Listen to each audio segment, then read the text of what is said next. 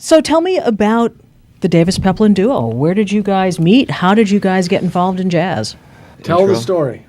I was playing at the Jazz Estate one night, and I lost $300. It fell out of my pocket, so I went back the next night to look for it, and I heard Neil, who I hadn't seen in years, and he was playing with Eric Jacobson's band, and he was just killing.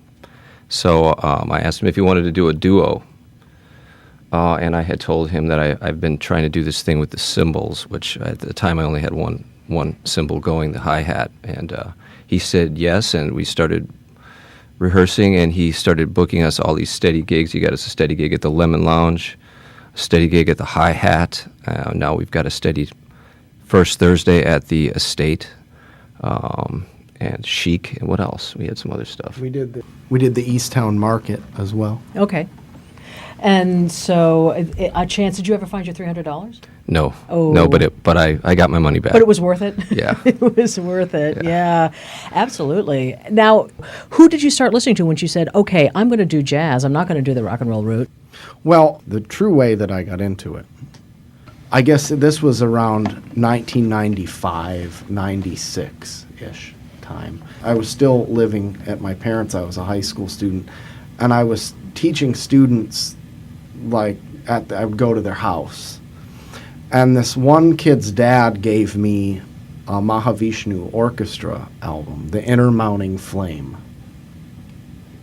And I was like, man, I have to try to get like this someday.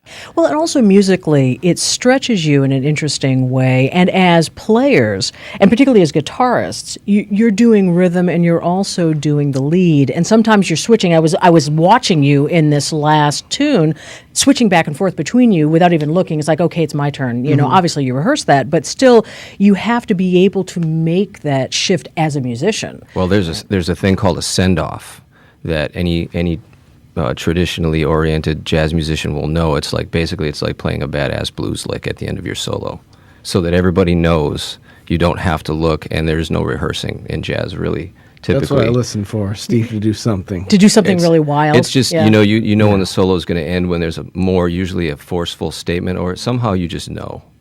It's in the language of jazz.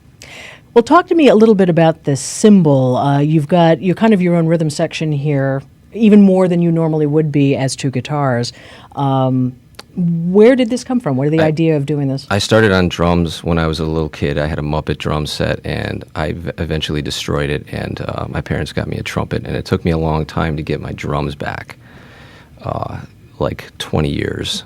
And I retained this part just because when you're playing in a duo, there really isn't anything that percussive, and the hi-hat is like the heartbeat of the drum set, and the ride cymbal is like the canvas for the drummer to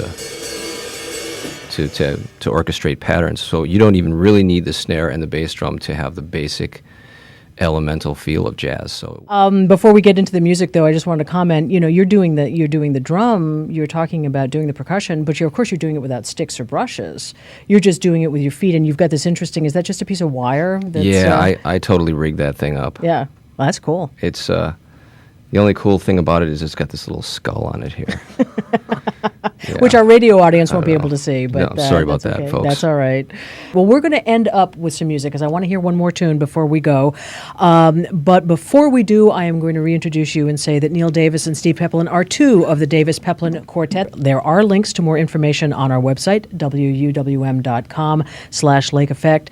So, gentlemen, what are you going to take us out with? This is a this is a concept I came up with last summer, and it's a piece I wrote, and it's called Lollygag, to kind of drag behind and be needing to catch up. Okay. So that was it.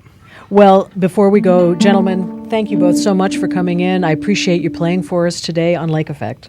Thanks for having us. Thank you.